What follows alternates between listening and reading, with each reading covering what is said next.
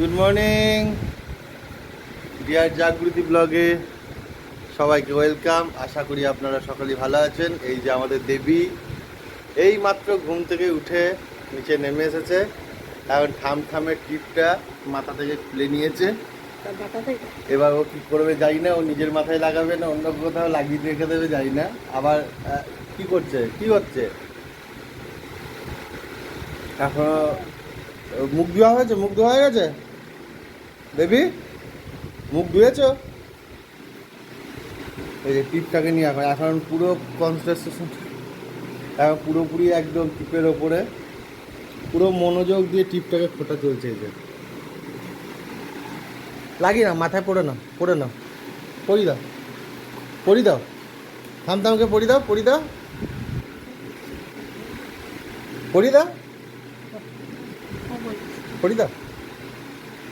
দামকে পরি দাও।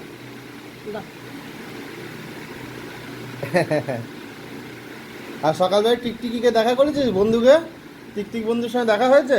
এই যে যেই টিকটিক বলেছি সঙ্গে সঙ্গে উপর দিকে তাকানো। চলো ফ্রেশ হয়ে নাও, জামা কাপড় ছেড়ে নাও, যাও ওটা ছেড়ে দাও, এবার জামা কাপড় ছেড়ে নাও গে। দেবী পুজো করতে এসেছে আজকে ঠাকুর ঘরে। আজকে শ্রাবণ মাসের শেষ। নো নো নো নো, এই যে পুজো করতেছে, ঠাকুরের থালা টালা সব উল্টে দিচ্ছে। কি হয়েছে?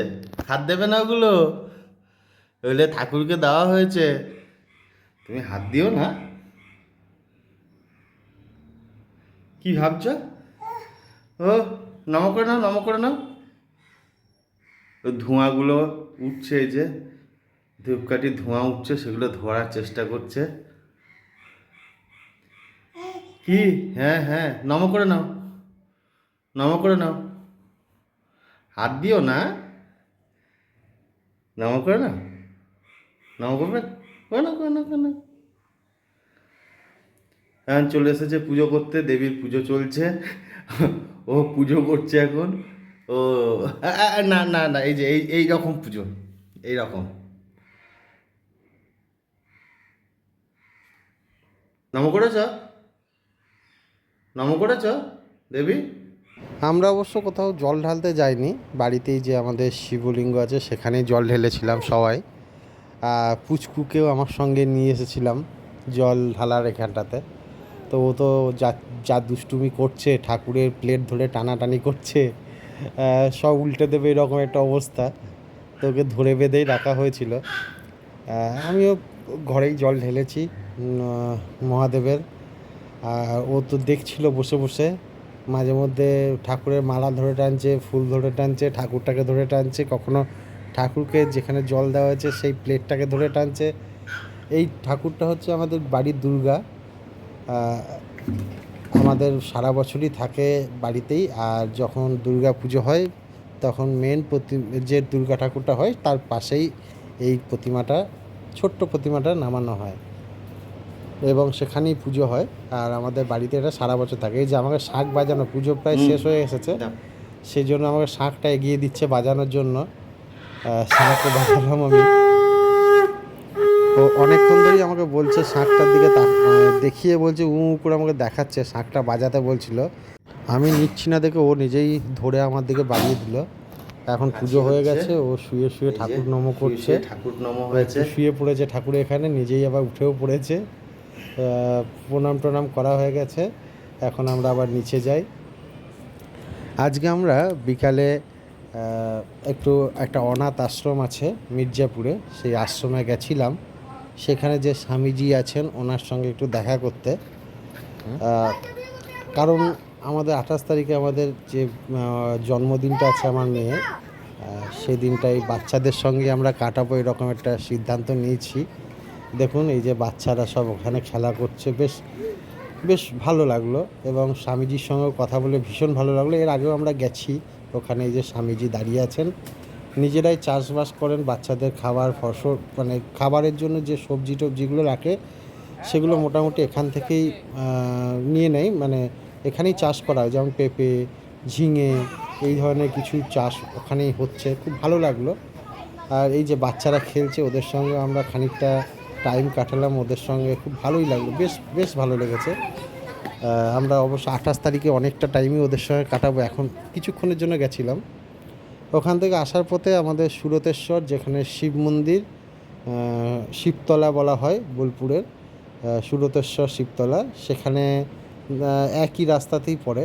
তো সেখানেও গেছিলাম আমরা, একটু ওখানে ঘুরে এলাম, বেশ ভালো লাগলো। আজকে এমনিও শেষ শ্রাবণের শেষ দিন, জল ঢালার শেষ দিন, শেষ সোমবার।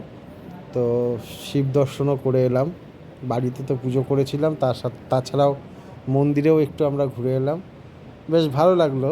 চারিদিকটা ঘুরে প্রচুর লোকজন, গান চলছে ওখানে, হরিনাম কীর্তন চলছে, বেশ ভালো লাগলো। ওই জায়গাটা খুব সুন্দর।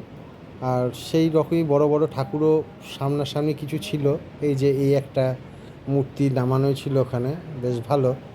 আর শিব মন্দিরের পাশেই হচ্ছে মা দুর্গার মন্দির, এখানে দুর্গাপুজোর সময়ে দুর্গাপুজোও আমরা প্রণাম করে এখানে একটা শিব, এই যে জলের পাশেই আছে একটা শিবের খুব সুন্দর একটা মূর্তি তৈরি করা আছে, এখানটা একটু দেখলাম, বেশ সুন্দর লাইট টাইট জ্বলছিল, প্রচুর লোকজন আজকে। এমনি যেহেতু শিবের জল ঢালার শেষ সোমবার ছিল, লোকজনও প্রচুর, ভিড়ও ছিল প্রচণ্ড।